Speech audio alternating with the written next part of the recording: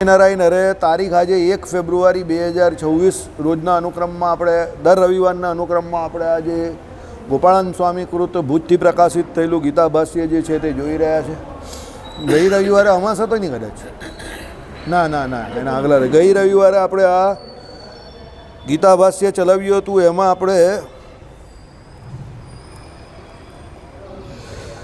લોક સંગ્રહના પ્રકારને કઈ બતાવે છે. વિદ્વાન પુરુષ કર્મમાં જોડાયેલા અજ્ઞાની લોકોને એટલે કર્મથી પડી જાય તે પ્રકારે બુદ્ધિભેદ પેદા ન કરે, પરંતુ બુદ્ધિયોગ સારી રીતે આચરણ કરતો રહી એ લોકોને સર્વ કર્મોમાં પ્રેરિત કરે. બરાબર, લોક સંગ્રહના અર્થે એટલે કહેવાનું તાત્પર્ય શું છે કે ભાઈ આમાં આગળ જેમ આવ્યું એ પ્રમાણે કે જેમ મોટા માણસ આચરણ કરે એમ નાના પછી એને અનુસરતા હોય. એટલે વિદ્વાન માણસ હોય એમણે શું છે, લોક સંગ્રહના અર્થે પોતે બુદ્ધિથી કર્મમાં જોડાવવું જોઈએ અને બીજાને પણ એ કર્મને વિશે જોડાવવા માટે પ્રેરિત કરવા જોઈએ. કારણ કે નિત્ય કર્મ અને નૈમિતિક કર્મ કરવાથી જીવ જે છે એ એના સ્વકર્મમાં રહીને એ કામ કરવાથી જે પોતે પોતાના લક્ષ્ય સુધી એટલે મોક્ષ સુધી પહોંચી શકે છે. બાકી નિત્ય કર્મ નૈમિતિક કર્મ ન કરવાથી કોઈ પણ જીવ મોક્ષ સુધી પહોંચી શકતો નથી. આત્મા પરમાત્મા અવલોકનના સાધન ઇન્દ્રિય વેપારમાં વિરતિભૂત એવા જ્ઞાન યોગ રૂપ મોક્ષ સાધનના અનુષ્ઠાન પ્રકારને જાણનારો નિત્ય નૈમિતિક કર્મો સારી રીતે પ્રાપ્તિ અર્થે આચરતો વિદ્વાન મોક્ષ સાધનને નહીં જાણતા આથી જ કર્મોમાં કરતાપણું મમતા ફળાશક્તિ લાભ અનાદિ વાસનાને કારણે કર્માનુષ્ઠાન કરવાની પ્રકૃતિવાળા અજ્ઞાની લોકોમાં અનાસક્તિપણે કર્માનુષ્ઠાન કરવારૂપ મોક્ષ સાધન કરતાં ઇન્દ્રિય વેપારની ઉપરતીભૂત જ્ઞાન યોગરૂપ સાધન મોક્ષમાં સાધનરૂપ છે એવો બુદ્ધિભેદ ઉત્પન્ન ન કરે, પરંતુ તેઓની અસંગ કર્મોમાં પ્રીતિ જન્માવે એ અર્થ. ગયા વખતે આપણે આ ટૉપિક સમજાવેલો હતો, પણ આ વખતે પાછું એટલા માટે સમજાવું છું કે આ સમજાવવું બહુ જરૂરી છે. ગયા વખતે આપણે કથાને અહીંયા જ વિરામ આપેલો કે ભાઈ પલાયનવાદી નથી બનવાનું. જ્ઞાનવાદ જ્ઞાન યોગની વાત કરીને પછી લોકોને કર્મમાંથી અસંગી નહીં બનાવવાના, એટલે કર્મ કરતાં અટકાવવાના નથી. વિદ્વાન માણસે શું કહેવાનું છે એને કે ભાઈ તું કર્મ કરી એ તારા મોક્ષને વિશે વિઘ્ન નથી આપતું. કર્મયોગ જે છે તે તારા મોક્ષમાં સાધનરૂપ છે. કેવી રીતે કે એને એના નિત્ય કર્મ અને નૈમિતિક કર્મ કરવાના છે, પણ ફળ આસક્તિનો ત્યાગ કરવાનો છે અને ફળ આસક્તિનો ત્યાગ કરીને ભગવત પ્રસન્નાર્થે એને એના બધા કર્મો કરવાના છે, સવારથી માંડીને રાત સુધીના. અને એમાં જ એનો મોક્ષ છે એમ માનીને ફળાશક્તિએ રહિત બધા કર્મો કરીને પોતે મોક્ષમાં જે કોઈ પણ સાધન છે એ પણ કરવાના છે અને જગત સંબંધી જે કોઈ કર્મ કયા એ પણ એને કરવાના છે. ગ્રહસ્થ ધર્મ હોય તો ગ્રહસ્થ ધર્મનું પૂરેપૂરું પાલન કરવાનું છે. ત્યાગી હોય તો ત્યાગીએ પણ પોતે કંઈ નવરા નહીં બેસી રહેવાનું. ભગવાને કહ્યું પ્રવૃત્તિ માર્ગવાળો ત્યાગી જે છે તે નિવૃત્તિ માર્ગવાળા ત્યાગી કરતાં શ્રેષ્ઠ છે. કેમ કે ભાઈ એ પ્રવૃત્તિ માર્ગને વિશે જોડાયેલો છે. રોજ સત્સંગ પ્રચારાર્થે નીકળે છે. 5 માણસોને વર્તમાન ધરાવવાની ભગવાનની આજ્ઞા છે કે જો છેલ્લે કોઈ ન મળે તો વૃક્ષ લતા તરુ એને પણ વર્તમાન ધરાવો. ત્યાગીનો અર્થ શું છે કે ભાઈ પોતાનું કલ્યાણ તો થઈ ગયું છે, તો હવે બીજા જે કોઈ જીવ હોય એ બધાને કલ્યાણના માર્ગમાં લઈ જવાના છે. એટલે જે કોઈ ભાવે કરીને જે કોઈ જીવ એ ત્યાગી જોડે જોડાય, સત્સંગી જોડે જ જોડાય, હું તો કહું તો એ જીવને ભગવાનનો રસ્તો બતાવવો, મોક્ષનો માર્ગ બતાવવો, આ ત્યાગીનું પરમ લક્ષણ છે. એટલે એના માટે એને હંમેશને માટે ઉત્સાહમાં રહેવું અને એને પોતે હંમેશા ત્યાગી તો ચલતા ભલા, એટલે એ પ્રમાણે પ્રવૃત્તિ માર્ગને વિશે પ્રવર્તવું અને બીજા જે કોઈ જીવ હોય એનું કલ્યાણ કેવી રીતે થાય એવો વિચાર કરવો. આ ત્યાગી જે છે તે પ્રવૃત્તિ માર્ગવાળો ત્યાગી છે અને એ શ્રેષ્ઠ છે. કેમ? જે નિવૃત્તિ માર્ગવાળો છે તે તો ખૂણો પકડીને શાંતિથી ભજન કર્યા કરશે, પણ એમાં કદાચ એનું કલ્યાણ તો થઈ જશે, પણ એ ત્યાગી બન્યો એનો લાભ બીજો શું થયો? કોઈ લાભ નહીં થયો. એટલે જે કોઈ પણ વ્યક્તિ નિવૃત્તિ માર્ગવાળો છે, સમજો એટલે કેવો છે નિવૃત્તિ માર્ગવાળો કે ભાઈ ત્યાગી થયો છે એ રીતે નિવૃત્ત છે. કોનાથી? જગત વેપારથી નિવૃત્ત છે. તો એણે ભગવાન સંબંધી પ્રવૃત્તિ હંમેશા કરવી, તો એ પ્રવૃત્તિ માર્ગવાળો ત્યાગી કહેવાય છે. ભલે એ જગત વેપાર થકી નિવૃત્ત છે, પણ એ કહેવાય પ્રવૃત્તિ માર્ગવાળો ત્યાગી. એટલે હંમેશા માટે ભગવાને કહ્યું એ પ્રમાણે વચનામૃતમાં કે એ પ્રવૃત્તિ માર્ગવાળો શ્રેષ્ઠ છે. ક્યાં સુધી શ્રેષ્ઠ? કે એણે જે આ કામ હાથમાં લીધું છે, કહ્યું કે જગતને એમ કહે કે જે કંઈ ભગવાન સંબંધી જ્ઞાન આપવું કે જીવોને ભગવાનના જે કોઈ પણ એમ કહે કે માર્ગમાં જોડવા, એમાં કદાચ કોઈ દેહાશક્તિથી કે બીજા કોઈ એમ કહે કે અવગુણને કારણે કે લોભ કે ઈર્ષા કે માનને કારણે બીજા કોઈ જીવ આડાઅવડા ચાલતા હોય તો એને કદાચ કડક શબ્દમાં કંઈ બોલવું પડે, સમજો, દુર્ભાષણ પણ કરવું પડે, તો એ રૂપ દોષ જે પોતાને છે પોતાને વિશે, તો એ દોષ પણ એના માટે કલ્યાણકારક છે. કેમ કે કદાચ એ કડક શબ્દમાં બોલે છે કે કટુ વચન બોલે છે, પણ એનાથી જો બીજા એમ કહે કે ઘણા લોકોને લાભ થાય છે કે એ પોતે ધર્મમાર્ગથી બહાર નહીં નીકળતા, એવું જો એ કડક વચન પણ બોલે છે કે થોડો કડકાઈથી પણ એમ કહે કે શું છે શાસ્ત્ર સંમત જે કોઈ આજ્ઞા છે એનું પાલન કરાવે છે, તો એના માટે એ દોષરૂપ નથી, સમજજો. એટલે હું તમને લોકોને એટલે કહું, વાસુદેવભાઈ ગરમ થઈ ગયો, ગરમ થઈ ગયા. અરે ગરમ થઈ ગયા ની કા પથારી ફેરવે, તું કામ બગડે એની વાત કર ને. ટૂંકી બુદ્ધિના માણસ આ જ વાત કરતો હોય, તમારે ગરમ નહીં થવું, તમારે. અરે તો ગરમ નહીં થવાનું તો શું કરવાનું? આરતી ઉતારું તારી બેઠો બેઠો અહીંયા. તું ખોટું કરે તો હું તને ખોટું કરવા દઉં ને પછી હું તારા વખાણ કરું તો હું હારો, તો પછી હું અહીંયા બેઠેલો કેમ છું? તો પછી જવાબદારી કોને કહેવાય? સમજો. એટલે એ તો કેવું છે કે ભાઈ સત્સંગ ચલાવવું હોય તમારે ને પ્રવૃત્તિ માર્ગમાં રહેવું હોય, 100, 200, 500, 1000 માણસોને તમારે એક સાથે આ કર્મના માર્ગમાં ચલાવવું હોય તો એમાં થોડું થોડું તો આમ તેમ રહેવાનું, પ્રકૃતિ લક્ષણ છે, સમજો, બરાબર. બધું કંઈ સરખું થોડું થાય, બધાનું બધું સરખું થઈ રહેતું હોય તો પછી આપણે ભગવાન થઈ જઈએ ને. એટલે એ તો કડક શબ્દ બોલવા પડે ઘણી વખત, બરાબર. કામ બગડે પછી કંઈક થવું એના કરતાં કામ બગડતું અટકાવે 2 શબ્દ કડક બોલીને, તો એ વધારે મહત્ત્વનું છે ને. કામ બગડે પછી શું ફાયદો? દૂધ ફાટી ગયું પછી શું કામમાં આવે? પણ એ ફાટતું હોય એ પહેલાં એને અટકાવવું કે એને ગરમ કરીને ફ્રીજમાં મૂકી દેવું, તો એ વધારે હિતાવહ નથી. તો પેલો ભૂલી જતો હોય તો એને યાદ કરાવાય ને, રોજ ભૂલી જતો હોય તો એને યાદ કરાવાય ગરમીમાં કે ભાઈ દૂધ ગરમ કરીને ફ્રીજમાં મૂકી દે. પછી 2 દિવસ ફાટી જાય, 3 દિવસ ફાટી જાય, પછી કંઈ કે પેલો ગરમ થઈ જાય, તો ગરમ નહીં થાય, ફાટી જવા દેવાનું દૂધ. ફાટી જાય એટલે હું કોઈને કામમાં નહીં આવ્યો તો એને હું ગટરમાં નાખવા માટે દૂધ છે? એના કરતાં તું એને બરાબર સાચવીને મૂકે તો 2 માણસનું પેટ ભરાય ને. દૂધ કેટલા લોકોને ગામમાં મળતું નથી, એ તો જો. વાસુદેવભાઈ ગરમ થઈ ગયા, ગરમ થઈ ગયા. ગરમ નહીં થવાનું. અરે ગરમ થાય ને, ચોંચ તારી ચાંચ પકડીને થોડો ઊભો રહેવાનો જ કંઈ, હું સમજો. પ્રવૃત્તિ માર્ગને વિશે રહ્યા હોય તો ગરમ તો થાય માણસ. કેમ? એને દેખાય કે આપણું કામ બગડી રહેલું છે. અને ગરમ એ કેમ થાય છે? કે મારા લગ્ન છે, કે મારા છોકરાના લગ્ન છે, સમજો, કે મારા પોતાનો પ્રસંગ છે કે હું ગરમ થાઉં છું મારા માટે. કામ તો સત્સંગનું છે ને. હું કંઈ મારા માટે થોડો ગરમ થાઉં છું, મારા કંઈ પ્રાઇવેટ પ્રોગ્રામ થોડા કરું છું. તો કામ તો સત્સંગનું છે ને, તો એ બગડતું અટકાવવું તો પડે ને. કોઈએ ને કોઈએ તો અટકાવવું જ પડે ને. અને બગડતું હોય તો બગડવા દેવાનું, બરાબર. એટલે કહેવાનું તાત્પર્ય શું છે? પ્રવૃત્તિ માર્ગને વિશે આ બધા વિઘ્નો રહેલા છે, એવું નથી કે નહીં રહ્યા. પણ પછી કોઈ જ નહીં કરે તો પછી કંઈ નહીં થાય, સમજો. કોઈ કંઈ કરે જ નહીં તો પછી કંઈ જ ન થાય. પછી સભા બી નહીં થાય ને, પછી ગીતા પણ નહીં ચાલે ને, ભાષ્ય પણ નહીં ચાલે ને, સત્સંગી જીવન પણ નહીં ચાલે ને, શિક્ષાપત્રી અર્થદીપિકા પણ નહીં ચાલે ને, દિગ્વિજય પણ ન ચાલે ને, ભૂમિકા પણ ન ચાલે ને, પછી આધ્યાત્મિક તત્વ આખ્યાનમ પણ ન ચાલે ને, પછી કંઈ જ નહીં ચાલે તો પછી શું થાય? હવે એ કંઈ નહીં ચાલે એ સારું છે કે કોઈ કટુક વચન બોલે અને 2 શબ્દ કંઈ જાણવાના મળે અને ઘણા બધા લોકોને એનાથી સમાસ થાય, એ સારું છે, સમજો. કંઈ નહીં થાય તો કંઈ ફરક નહીં પડતો, બરાબર. પણ એ શું છે? પલાયનવાદ છે, એ કર્મનો માર્ગ નથી. ભગવાને શું કહ્યું? તમે જે વિદ્યા ભણ્યા હોય તે બીજાને ભણાવવી. હવે એમાં સૌથી સારામાં સારું દાન કોનું છે? તો બ્રહ્મ વિદ્યાનું છે. તો બ્રહ્મ વિદ્યા તમને ભગવાનની કૃપાથી પ્રાપ્ત થાય છે. તો એ ભગવાને તમને કૃપા કરીને હાથ ફેરવીને આપી હોય તો તમારે શું કરવાનું? એને ખોપરીમાં ભરી રાખવાની બધી? એનો શું ફાયદો? देख बे वट्टी कुट्टी, ज्ञान बांटने से बढ़ता है. तो जो भी हो उसको बाहर निकाल दे, वरना खोपड़ी में पड़ा पड़ा सड़ जाएगा. समझी गया? તો અંદર ખોપડીમાં રાખીને શું ફાયદો? આઈડિયા આવે છે કંઈ? એટલે કહેવાનું તાત્પર્ય શું છે? પ્રવૃત્તિ માર્ગમાં થોડી ઘણી ધમાલ છે.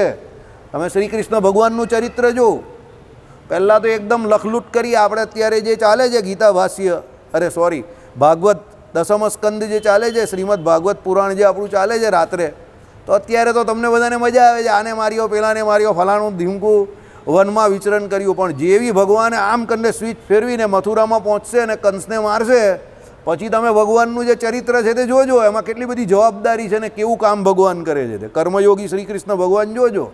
અત્યારે પણ કર્મયોગી તો છે જ, પણ અત્યારે શું છે, બાલ લીલા પણ કરે છે. ઈશ્વરીય બતાવે ઓછું છે, માધુર્ય વધારે બતાવે છે. એટલે આમાં બધી માધુર્યથી ભરેલી લીલા છે. ગોકુળમાં જે લીલા છે, વ્રજમાં જે લીલા છે, એમાં મધુર રસવાળી લીલા છે, સમજો. પછી બધી ભગવાનની લીલા આવશે તો તમે જોજો ખટાખટીવાળી લીલા, એકદમ સંઘર્ષપૂર્ણ લીલા, બરાબર. તો ભગવાન પોતે કર્મના માર્ગને વિશે કેમ પ્રવર્તી? આટલો બધો સંઘર્ષ હતો, અને એવા જે 1-2 વર્ષ નહીં, 100 વર્ષ રાજ કર્યું ભગવાને. 125 વર્ષની ઉંમર હતી જ્યારે ભગવાને દેહ ત્યાગ કર્યો ત્યારે. એટલે 100 વર્ષ ભગવાન દ્વારકાધીશ કહેવાયા. તો દ્વારકા જેવી નગરીને ચલાવવી તો કંઈ ખાવાનો ખેલ થોડો હતો કે એમને એમ થોડા દ્વારકાધીશ બની ગયા. મોદી સાહેબને 11 વર્ષ કાઢતા દમ નીકળી ગયો, 9 નેજા પાણી ઉતરી જાય છે. પેલો ટ્રમ્પ વાંકો થાય, પેલો જિનપિંગને સાચવવાનો, પાકિસ્તાનથી આતંકવાદીને આપણે ત્યાં અહીંયા બધા વિપક્ષવાળા તો ખરા જ. આને પકડે, પેલાને પકડે, સેન્સેક્સને સાચવવાનો, સોનાને સાચવવાનું, ચાંદીને સાચવવાનું. તે કંઈ ખાવાનો ખેલ છે કંઈ? મોદી સાહેબ કહે છે મારે કા ભાઈ છોકરા છે, મારે હું કામ માથાકૂટ કરવાની? તો પછી કંઈ નહીં થાય. આપણે બધા ધંધે લાગી જઈએ, સમજો.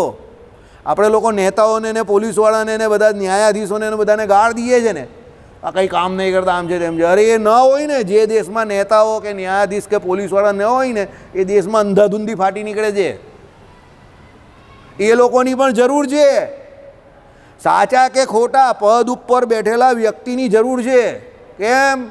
બ્યુરોક્રેટ્સ એનું કામ કરે કે ન કરે, એ જગ્યા પર બેઠેલો જ ને, એટલે કોઈને કોઈ માણસને એમ કે ગમે ત્યારે ઊભો થશે તો મને ટેન્શન. અરાજકતા એવી ફેલાઈ જાય, સમાજ જે છે ને આખો અવળે માર્ગે ચાલુ થઈ જાય. ભલે કેસ 15 વર્ષે કે 20 વર્ષે ચાલે છે, પણ કોર્ટનું હોવું તો જરૂરી જ છે, ન્યાયાધીશનું હોવું જરૂરી છે. ભલે પોલીસવાળા ગમે તે કરતા હોય કે એની ગામમાં ઇમ્પ્રેશન સારી નથી, પણ પોલીસ હોવા તો જરૂરી જ છે. ભલે નેતાઓની ઇમ્પ્રેશન સારી નથી, પણ નેતાઓ હોવા જરૂરી છે, સમજો. એ ભલે રૂપિયા ખાતો હોય અને એનું ભલે બગાડતો હોય, પણ એ એના પદ પર બેઠેલો છે ત્યાં સુધી એક પ્રકારની સુવ્યવસ્થા કોઈને કોઈ નામ પર બની રહી. નહીં તો બધી અરાજકતા ફેલાઈ જાય, અંધાધૂંધી ફેલાઈ જાય, સમજો. આઈડિયા આવે છે?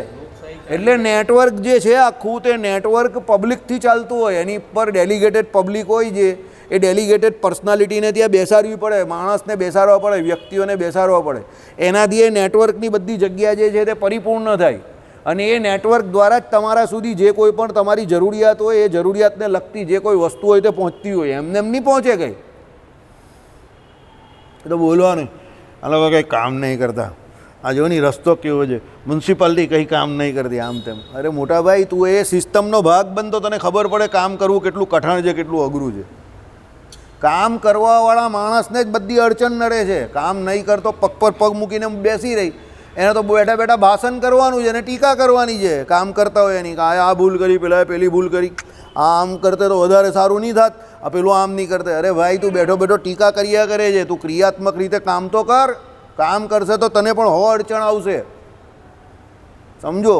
એટલે કોઈ પણ માણસ કામ કરતો હોય ને એની ટીકા નહીં કરવાની. હંમેશા બીજાના પગમાં આપણે જૂતો નાખીએ ને, એટલે બીજાના જૂતામાં આપણો પગ નાખીએ ને ત્યારે આપણે ખબર પડે કે કેટલી અડચણ આપે છે જૂતો. જરા 1 કિલોમીટર પણ ચાલી જો, બહુ અઘરું પડે. પણ પછી એ જૂતો પહેરને પેલો બીજો જરા વાંકો ચૂકો ચાલતો હોય છે, પેલો વાંકો ચાલે છે. અરે વાંકો નહીં, એના જૂતામાં બિચારાને તકલીફ છે, તો એમાં પગ નાખીને જો. એટલે કોઈ પણ વ્યક્તિ ક્રિયાત્મક હોય અને કોઈ મોટી જગ્યા પર બેઠો હોય ને એનું કામ કરતો હોય અને 10માંથી 6-7 કામ બરાબર કરે અને 2-3 કામમાં કદાચ માનવ સાહજિક પણ ભૂલ પડે તો એમાં ટીકા ટિપ્પણી ન કરવી. એ તો સાહજિક છે. તમે કામ કરો, પડો, દોડો તો પડો, બેઠેલો કાં પડવાનો? એની ઉપર કંઈ પડે તો એ મરે પછી, સમજી ગયા? એટલે કોઈ વ્યક્તિ કોઈ પણ કર્મ કરતો હોય એને કોઈ દિવસ નહીં રોકવાનો. હું કોઈ દિવસ કોઈ બી કર્મ કરવાવાળા વ્યક્તિને ના રોકું. મને કોઈ એમ કહે કે વાસુદેવભાઈ આમ કરવાનું છે, એટલે એને પૂછું, બોલ તું આમાં કેટલું કરી શકે એવું છે, કાં કરે એવો છે, કેવી રીતે કરશે એ મને કહી દે. કરતાં કોઈ દિવસ કોઈને મેં રોક્યો નહીં હોય. તું કેવી રીતે કરશે એ મને બતાવ, સમજો. પછી એને ફ્રી હેન્ડ જા કર, બરાબર. અને હું ત્યાં સુધી કહું કે આમાં તને મારી કેટલી મદદ જોઈએ છે, કે મંડળની કેટલી મદદ જોઈએ છે, ચાલ બોલ, એ પણ બોલી દે. જ્યાં એને મદદ થતી હોય તો આપણે કરીએ. કેમ?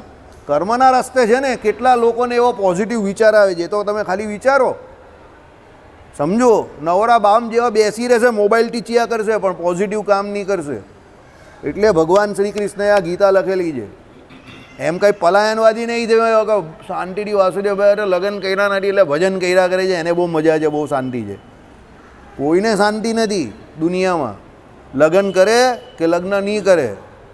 બરાબર, આ એવી વાત નહીં કરતો હું કે લક્કર કા લાડુ છે, પણ આ શું છે, જવાબદારી બંને જીવનમાં છે. એવું નથી કે કોઈ જીવન જવાબદારી વગરનું છે, જવાબદારી બંને જીવનમાં છે. સમજો, લગ્ન કર્યા હોય તો એણે કમાવા જઈને એ જવાબદારી છે. અમારે કમાવાની જવાબદારી ખરી પણ તમારા કરતાં ઓછી, અને બીજી જવાબદારી અમને ન મળે બાયરી છોકરાની, પણ અમને પણ અમારી જવાબદારી તો ખરી ને. અમને કોઈ કપડાં પહેરાવવા નથી આવવાનું, અમારે બહાર જવાનું હોય તો અમારી બેગ કોઈ તૈયાર નહીં કરી આપે. અમારે સાંજે જમવું હોય તો અમારે જાતે ચૂલો પ્રગટાવવો પડે, અમારે વર્ષો વર્ષનું અનાજ ભરાવવું પડે, શાકભાજી પણ લઈ જવું પડે, તેલ ઘી પણ ભરાવવું પડે. બરાબર, હવે એટલી તાકાત તમારામાં હોય ને માનસિક રીતે તમે એટલા મજબૂત હોવ તો તમે પછી એવું કરી શકો, ને નહીં કરી શકતા હોય તો પછી લગ્ન કરી દેવા. બરાબર, એ તો અમે લોકો બાળપણથી કરતા આવેલા એટલે અમને અઘરું નહીં લાગતું. બાકી જે બાળપણથી નહીં કરતો એ ગુગવાઈ જાય, ગેંગાઈ જાય, તકલીફમાં મુકાઈ જાય. માનસિક અને શારીરિક રીતે વ્યક્તિ બહુ મજબૂત જોઈએ, અને એને કર્મ કરવાનો એવો ધારો જોઈએ કે ના મારે બરાબર કરવું છે. પછી લોલમ લોલ જીવે, કશેથી ટિફિન મંગાવી લઈને એક ટાઈમ જમી લઈશું, કોઈનું મફતનું ખાઈ લઈશું, આમ જગ્યા પર તેમ, તો એનું જીવન એવું જ થઈ જાય. પછી એ આમ તેમ મોડું માનને ખાતો હોય ને એવી રીતે જીવે પછી. સમજો, પછી એ મારી જેમ નહીં ચાલી શકે, પછી એને આમ ચાલવું પડે, એની પર્સનાલિટીમાં ઝુકાવ આવી જાય. બરાબર, હું એમ અભિમાનથી વાત નહીં કરતો આ, પણ એ પોતે પોતાનું કરતો એટલે એને કોઈ ટેન્શન, એ ચિંતા નથી, કંઈ છાંટી કરીને કંઈ ગર્વની વાત નથી આ.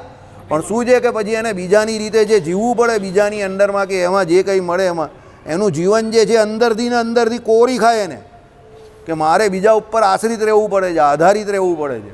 સમય સંજોગે કરીને થાય એ વાત અલગ છે, પણ પછી પેલો જાતે થઈને સરેન્ડર થઈ ગયો હોય એટલે પછી એને એવી ઈચ્છા એવું થઈ જાય. પછી એને ધીરે ધીરે એવી આદત પડવા માંડે કે ચાલ બીજો આપી દે તો બહુ સારું, કશેથી મફતમાં મળી જાય તો બહુ સારું. કેમ? કર્મનો માર્ગ એને છોડી દીધો, પ્રવૃત્તિ માર્ગ એને છોડી દીધો, એટલે એવું થાય પછી.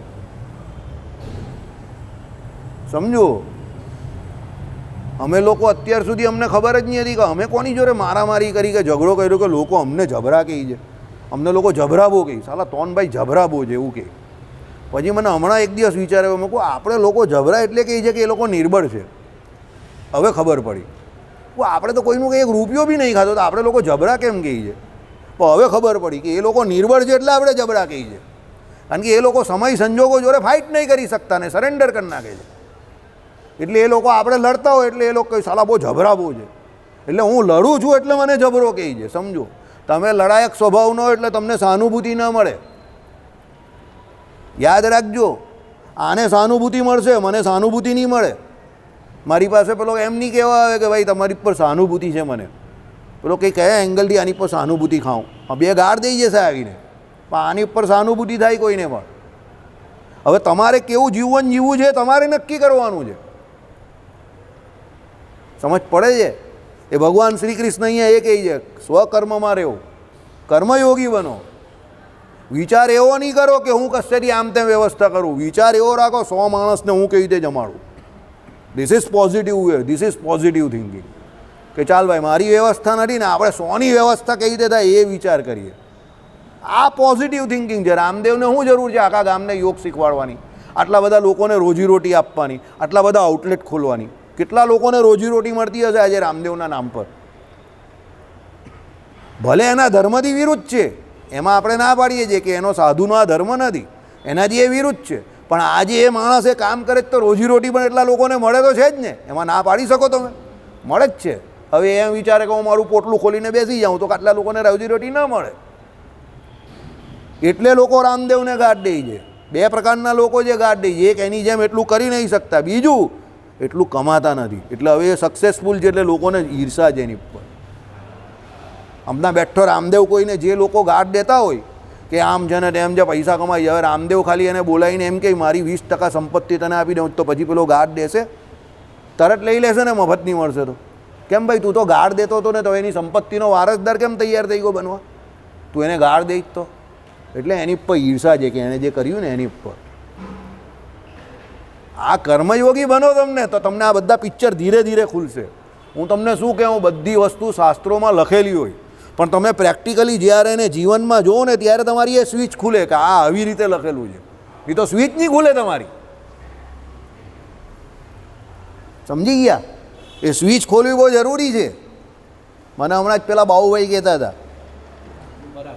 બાહુ પરાગ મને કહે અત્યાર સુધી તો બહુ મસ્તીથી તું જીવો, તારું ભવિષ્ય એમ કહે કે કેવું છે, મને બહુ દુઃખ થાય એમ કે તારું ભવિષ્ય બહુ ખરાબ છે. મેં કહું મને કોઈ તકલીફ નહીં પડે. કંઈ કેમ? મેં કહું ઉત્તરાંચલમાં કાં હિમાચલમાં બહુ મોટો આશ્રમ ખોલ નાખા. હું મારા જેવા 100 વાંધા તૈયાર કરા ને ત્યાં મોટો આશ્રમ ખોલીને અમે જીવશું શાંતિથી. સમંદર કી લહેર ઓર દરિયાની નીચે ને ઉપર પર્વત, એવી જગ્યા પર આશ્રમ લેવા. હું તમારા ગ્રહસ્થો જે છે ને તે મારી પાસે હવા ખાવા આવું અને પૈસા બી આપી જશે મને, તો મસ્ત જગ્યા, ચાલો આવો હવા ખાવા આવો. ત્યાં ઝૂકતી હે દુનિયા, ઝુકાને વાલા ચાહીએ. સ્વચ્છ હવા ખાવા અમારે ત્યાં આવો, રોજના 2000 રૂપિયા, હવા ખાવાના 2000 આપી જાય લોકો. તમને આવડવું જોઈએ ને. હું તમને એ જ કહું છું, વિચાર એવો રાખો 100 માણસને તમે જમાડો, આજે નહીં ને 10 વર્ષ એ કામ થાય એટલે થાય, ગેરંટેડ થાય. પણ તમારી વૃત્તિ જેવી હોય, મેં સબકા ખાઉં મેરા ખાયા તો મરી જાય, છોડવાની વૃત્તિ જ નથી, તો પછી એ જ પેલો એક ખૂણો એક ખાંચો, હું બાવો ને તું મંગલદાસ, આલ્લા કુસ્તી કરતા હોય, પેલો આમથી મળે કે તેમથી મળે એમ કરીને આખી જિંદગી નીકળી જાય, એમાં કંઈ થાય નહીં. સમજો? એટલે શ્રી કૃષ્ણ ભગવાન કહે કર્મયોગી બનો, ખોટું નહીં લગાડો. અહીંયા તમારી સામર્થ્ય કે અહીંયા તમારી શક્તિ જે છે ને એને ભગવાન ચેલેન્જ નહીં કરતા, તમારા એટીટ્યૂડને ચેલેન્જ કરે છે. તમારો એટીટ્યૂડ એવો નહીં રાખો કે ભાઈ તમે મફતનું ખાઓ કે બેસી રહો. શાકોત્સવમાં નહીં ગયા રાંદેર તો બીજા જે નહીં જઈ શક્યા એને બિચારાને પેટમાં દુખાવો ઉભરી ગયો, એ બિચારા દુખી થઈ ગયા કે શાકોત્સવનું કહ્યું નહીં હતો ને રાંદેરમાં. બરાબર, મને તો ખબર જ હતી કે છે, તો મારે જવું નહીં હતું. શનિવાર હતો, આપણી આ સભા હેરાન થાય, બીજી આ બધા મગજમારી, એટલે મેં ડિક્લેર જ નહીં કર્યું. મને તો 1 દિવસ પહેલાં ખબર હતી. બરાબર, આપણા તરફથી આપણે જે કરવાનું હતું તે કરી પણ દીધું, પણ મારે કંઈ જવું નહીં હતું ને મારે કોઈને કહેવું નહીં હતું. તો જેને ખબર પડી બિચારા દુઃખી થઈ ગયા કે શાકોત્સવ હતો ને અમને કહ્યું નહીં. બરાબર, મારે જવું જ નહીં હતું. શનિવાર હતો, મેં કહું આપણે જઈને શું કરવાના, આપણે આપણું રૂટીન કામ નહીં કરીએ એના કરતાં, છોડો માયા. બરાબર, એટલે કહેવાનું તાત્પર્ય શું છે, ભગવાન શ્રી કૃષ્ણ હંમેશા એવું કહે છે કે કર્મના માર્ગને વિશે જોડાયેલા રહેવું. તમારું કર્મ ભલે તમને થોડું જટિલ લાગે, પણ સ્વકર્મમાં રહેવું. બરાબર, અને તમે પોતે તમારું વાતાવરણ અને પરિસ્થિતિ જો, તમારા વાતાવરણ અને પરિસ્થિતિ પ્રમાણે તમારી નિર્ણય શક્તિ જે છે એ કામ કરે. સમજો? તમારા જીવનમાં જોઈને હું મારા જીવનનો નિર્ણય નહીં લઈ શકું ને મારા જીવનને લઈને તમે તમારા જીવનનો નિર્ણય નહીં લઈ શકો. Individual matters. દરેક જગ્યા પર તમારી પોતાની પર્સનાલિટી જે છે તે મેટર કરે છે. બરાબર, ચાલો અમે લોકો બદ્રી કેદારની યાત્રા ગયેલા, તો બળકોટ અને ત્યાં પેલું શ્રીનગર, ત્યાંનું ગઢવાલ ડિસ્ટ્રિક્ટનું શ્રીનગર, ત્યાં અમે લોકો 10-12 માણસો હતા, તો 10-12 માણસને અમે લોકો જમાડતા હતા. સમજો? સામાન લઈને ગયેલા અહીંયાથી. પછી પેલો પેન્ટર છે તે, સુનિલ છે તે, એ બધા ત્યાંથી સામાન બધું લઈ આવે ને રસોઈ જે 2-3 જણાને અમને કરતા આવડે તો અમે બધા રસોઈ કરી નાખીએ ને બધાને સાંજે ગરમ જમાડતા હતા, 10 જણાને. સમજો? હવે એ કેપેસિટી તમારે બનાવવી પડે. આ લોકો પણ જાય તે લઈને જાય છે, જાતે જ બનાવે છે બધા. ધર્મ નિયમ એમને એમ દોરા સચવાય. પછી તમે કહો ધર્મ નિયમ સાચવવા છે તો પછી એ હોટલમાં જઈને ખાવાનું ને બદ્રીનાથના દર્શન કરવાના, તો પછી હું બદ્રીનાથ જઈને હું તમે તોપ ફોરી.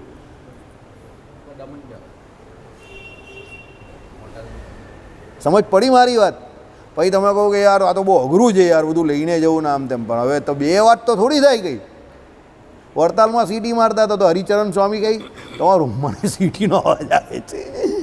એવું સ્વામી હા તે કે તમે અહીંયા રસોઈ કરવા આવો જ કે વડતાલમાં સત્સંગ કરવા આવો જ? મેં કહું બંને કામ આવીએ છીએ, ચાલો જવા દો એમ કે અંદર રસોડે નહીં જમતા. હું ના અંદર નહીં જમતા. તે કે અહીંયા સીટી મારો છો? આ સીટી મારીએ છીએ, ચાલો કંઈ નહીં એમ કે સારું છે એમ કે જાતે રસોઈ કરીને ખાઈ છે છોકરાઓ, સારું છે. એટલે રોટલી ભાખરી એવું કંઈ નહીં બનાવીએ, ભાત ખીચડી હોય તે એને કઢી એવું બનાવી દઈએ એટલે પછી પેલું જમવામાં સારું પડે. દહીં પેલો લઈ આવે વડતાલ, પેલો સામે પેલું એક દૂધવાળાની દુકાન હતી ને, હા બસ હા, ખીચડી બટાકાનું શાક કે કઢી કે એવું કંઈ બનાવી દઈએ. ખીચડીની અંદર પેલું શાક બાક નાખી દેવાનું ઘી નાખીને, એટલે પેલો ખાઈ લઈ. 1 કિલો ભાત હોય એમાં તો 10-12 જણા આરામથી જમી લે, એનાથી વધારે જમી શકે. 1 કિલો ભાત તો બહુ બધો ચડે, સમજો. એટલે એ બનાવી દે, એટલે સીટી વાગે એટલે ભાઈ બધાને ખબર પડે કે અહીંયા સીટી વાગે જ જોરમાં, બરાબર. હવે એ તો શું કરવાની તમારે, એટલે તમારે કર્મયોગી તો બનવું પડે ભાઈ, બરાબર. એટલે એ તમે હાથ ઝીલી શકો જ કે નહીં ઝીલી શકતા એની ઉપર આધાર છે, સમજો. પછી તમે ન કરી શકતા હોય તો ન કરાય. પછી તમે કહો કે ભાઈ સચિન તેંડુલકર છે તે ડેનિસ લીલીના કેમ્પમાં ગયેલા 1986-87ની વાત. ભારતમાં પેસ બોલર નહીં હતા તો MRFે પેસ એકેડેમી ચાલુ કરવા માટે ડેનિસ લીલીને અહીંયા બોલાવેલો, Australian fast bowler, first bowler to take 355 wickets, highest wicket taker at that time. 355 wicket એની હાઈએસ્ટ હતી ડેનિસ લીલીની. તો ભારતે એ રિટાયર થયા તો અહીંયા પેસ એકેડેમી શરૂ કરી મદ્રાસમાં. તો સચિન તેંડુલકર એમાં ગયેલા ફેસ બોલર બનવા. ડેનિસ લીલી એની પાસે બોલિંગ કરાવી, ઓકે, ને પછી એની પાસે બેટિંગ કરાવ્યું. તો એ કહે કે મફત મેં સલાહ આપું? તો સચિન કહે કે પ્લીઝ સર. સચિન તો બિચારો ડિસિપ્લિન બચ્ચા ને, આયલા પ્લીઝ સર. એ કહે કે બોલિંગ છોડી દે, બેટિંગ ઉપર કોન્સન્ટ્રેટ કર. હવે ડેનિસ લીલી પોતે પેસ બોલર હતો ને ઇન્ડિયાએ એને પેસ બોલર પ્રોડ્યુસ કરવા માટે બોલાવેલો, પણ તો પણ એને પેલાની એબિલિટી ચેક કરી દીધી કે આ બોલર નહીં બની શકે, આ બેટ્સમેન બનવાને લાયક છે. સચિન તેંડુલકર તમે જોઈ લો કે બેટિંગના બધા રેકોર્ડ તો નહીં કરે. હવે એને આ ટિપ્સ આપવા લોકો ઇન્ડિયન માણસ નહીં હતો, ઓસ્ટ્રેલિયન માણસ હતો ડેનિસ લીલી, સમજો. સચિન તેંડુલકર આજે પણ કહે છે કે I am really thankful to Dennis Lillee sir, કે એણે મને બહુ સારું સજેશન આપ્યું. હું તો મીડિયમ પેસર બનવા ગયેલો અને એમ કે હું એમાં ખુશ હતો પાછો કે હું મીડિયમ પેસર બની જાઉં, બરાબર. પણ પેલા એને કહ્યું કે તું બહુ સુપર બેટ્સમેન બને એવો છે, તારું નેચરલી ટાઈમિંગ બહુ જોરદાર છે, સમજો. એટલે કહેવાનું તાત્પર્ય શું છે કે ભાઈ હવે એને ત્યારે કેટલું અઘરું લાગ્યું હશે, એ બોલર બનવા ગયો ને પછી બેટિંગ પર સ્વિચ ઓવર થવાનું, ને ત્યારે એની 15 વર્ષની ઉંમર હશે, 14 વર્ષની. એ તો 73માં એનો બોર્ન છે અને 86-87ની વાત, એટલે 13-14 વર્ષની ઉંમરમાં એને કેટલું અઘરું લાગ્યું હશે એટલી નાની ઉંમરમાં. પણ 14 કે 15 વર્ષની ઉંમરમાં રણજી ટ્રોફીમાં, દુલીપ ટ્રોફીમાં અને ઈરાની ટ્રોફીમાં 3 ટ્રોફીની પહેલી મેચમાં, ડેબ્યુ મેચમાં એને સેન્ચુરી મારી દીધી. એટલે ડેનિસ લીલીની વાત સાચી પડી ગઈ. એટલે એને થયું કે લીલીએ મને બરાબર સલાહ આપી, કારણ કે 14 વર્ષની ઉંમરમાં 3 ફોર્મેટમાં એણે સદી મારી અને 16 વર્ષની ઉંમરમાં ઇન્ડિયન નેશનલ ટીમમાં એ ભાઈ રમતો થઈ ગયો. વિચાર કરો. એટલે તમને અઘરું લાગે એવું કર્મ પોતાનું, પણ એ અઘરું લાગે પણ સ્વકર્મનો કોઈ દિવસ ત્યાગ નહીં કરવો, સમજો. ચાલો, હવે શાસ્ત્રીય કર્મ કરનાર જ્ઞાની અને અજ્ઞાનીના કર્મોના ભેદ ઉપર પ્રકાશ પાથરે છે. ભાઈ કર્મના ભેદ કેવી રીતે છે, શાસ્ત્રીય અને અશાસ્ત્રીય કર્મ કેવી રીતે છે તે સમજીએ. પ્રકૃતિના સત્વ રજસ તમસ ગુણોને કારણે જે સર્વ કર્મો થાય છે, પરંતુ અહંકારથી વિમૂઢ બુદ્ધિવાળો પુરુષ હું કરતા છું એમ માને છે. હું પણ આનો ત્યાગ કરવાનો છે. ભગવાને મને જે કામ સોંપ્યું એ મારે કરવાનું છે ભગવદ ઈચ્છાથી. હું કોણ કરવાવાળો? આપણી કઈ કેપેસિટી છે? આપણું પોતાનું અસ્તિત્વ કેટલું? અનંત કોટી બ્રહ્માંડમાં આપણો જીવ કેટલો? તો વાનના અગ્રભાગના 10,000માં ભાગ જેટલો, ડોટ જેટલો થાય. ડોટ એટલે સમજા ને, આમ એક મીંડું મૂકો આમ ટક એટલો થાય આપણો જીવ. તો આપણી શું કેપેસિટી છે કે આપણી શું હેસિયત છે એવો અહંકાર કરો કે મેં કરીને આવ્યું કામ કર્યું? ભાઈ આપણે નહીં, ભગવાન જે પ્રેરણા કરશે થશે હરી ઈચ્છાથી, સારું જ થશે એમ કરીને હાથ ઝીલતો જા, કામ કરતો જા, બરાબર. એટલે શું કહ્યું? સત્વ રજ અને તમ એ 3 ગુણ જે છે તે તમારી પાસે કર્મો કરાવે છે, પણ તમે માનો શું જો અહંકારથી કે હું કરી રહેલો છું. એટલે હંમેશા સાત્વિક લોકોએ એની જોડે ફરવું, કુસંગ કોઈ દિવસ નહીં કરવો. ભગવાને કહ્યું ને ઉત્તમ મધ્યમ ને અધમ, એમાં અધમનો સંગ ન કરવો, હંમેશા ઉત્તમનો સંગ કરવો. આપતકાળને વિશે મધ્યમનો સંગ કરો, પણ અધમનો સંગ કદાપી ન કરો, કારણ કે તામસી પ્રકૃતિના લોકો જે તમારી પાસે તામસી કર્મ કરાવશે, બરાબર. નોનવેજ ખાતા હોય, અરે ભગવાન, દારૂ પીતા હોય, જીવ હિંસા કરતા હોય, આવા માણસ હોય એને દૂરથી જ ત્યાજ્ય, આંખ બંધ કરીને નીકળી જવાનું. કુસંગ તમારું બહુ બગાડે છે, સત્સંગ તમારું બધું સુધારે છે ને કુસંગ બહુ બગાડે છે. એટલે એવા લોકોને જય સ્વામિનારાયણ, દૂરથી નમસ્કાર પણ નહીં, જા ભાઈ તું પહેલો જા, બરાબર. ભાષ્યાર્થ, તે સત્વ વગેરે ગુણોથી તે કારણે સગળા સત્વાદી ગુણયુક્ત બ્રાહ્મણ વગેરે જાતિને યોગ્ય કર્મ પોતાને અનુકૂળ જે રીતે હોય તે રીતે કરેલા તે કર્મોનો હું કરતા છું. પ્રકૃતિગત સત્વાદી ગુણ વિશેષ એવા બ્રાહ્મણ, ક્ષત્રિય, વૈશ્ય, શૂદ્ર વગેરે દેહોમાં અહંકારથી હું બ્રાહ્મણ છું, હું ક્ષત્રિય છું એ પ્રકારે સ્વરૂપ અભિમાનથી વિશેષ મોહ પ્રાપ્ત આત્મક્ષેત્રજ્ઞ કે બુદ્ધિ જેની એવો મૂળજન માને છે, પરંતુ નહીં કે પ્રકૃતિ વિમુક્ત ક્ષેત્રથી આત્મ સ્વરૂપના અભિમાનવાળો. બરાબર, ચાલો થોડુંક અઘરું છે પણ સમજી લઈએ, 2-5 મિનિટમાં સમજાઈ જશે. શું કહ્યું? સત્વ વગેરે ગુણોથી તે કારણે સઘળા સત્વાદી ગુણયુક્ત. બરાબર, હવે દાખલા તરીકે તમે પૂર્વે જે પ્રમાણેના કર્મ કરેલા, જે પ્રમાણે તમને અત્યારે પણ સત્વ, રજસ અને તમસ, તો એ પ્રમાણે તમને અત્યારે યોની પણ મળે, બ્રાહ્મણ, ક્ષત્રિય, વૈશ્ય. બરાબર, અને છેલ્લે ચતુસ્થ વર્ણીય.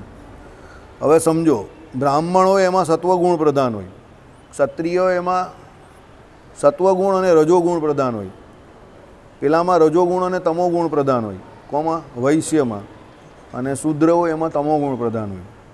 બરાબર, જે ચતુસ્થ વર્ણીય એમાં તમોગુણ પ્રધાન હોય. હવે આ પ્રમાણે જે તમને પૂર્વે જે કર્મ કરતા આવ્યા હોય એ પ્રમાણે તમને અત્યારે એ વર્ણની પ્રાપ્તિ થઈ ગઈ.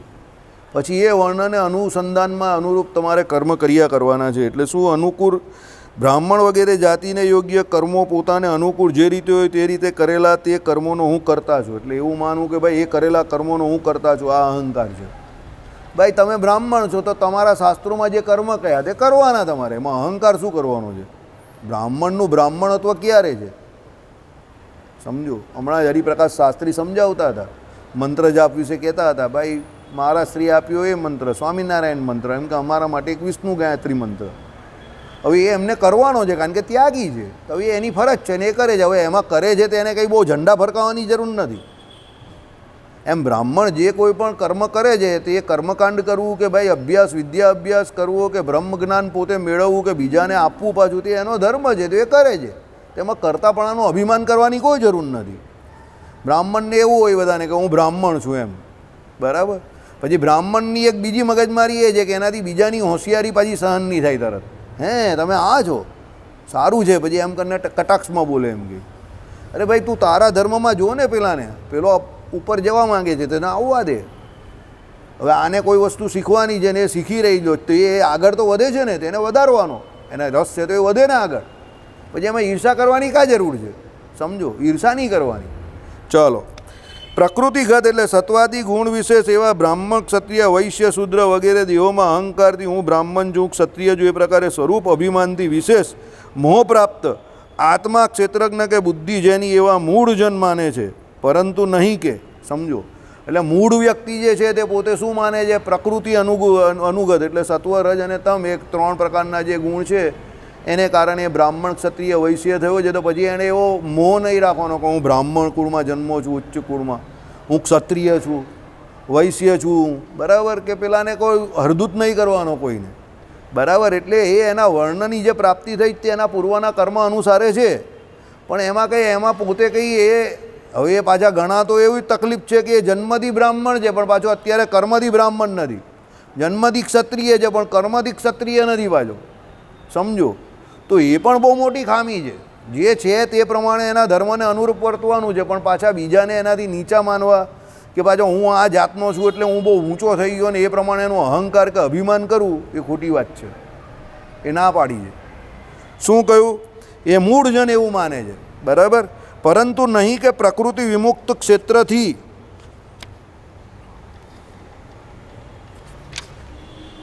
આત્મ સ્વરૂપના અભિમાનવાળો.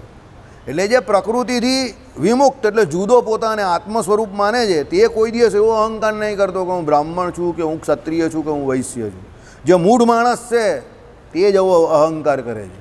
આ બધી તકલીફ, આ બધી ચોંચલી જે હોય ને અભણ માણસોના બહુ હોય, આ લોકોના ગામડાવાળાના બહુ હોય. ક્યાંથી આવ્યા, કેમ આવ્યા, ફલાણું આવ્યા, ઢીમકું આવ્યા, કયા સમાજના છો, આ બધું ગામડાવાળાના બહુ ચોંચલા. બરાબર, કારણ કે એ લોકો એમાંથી બહાર જ નહીં નીકળતા હજુ પણ.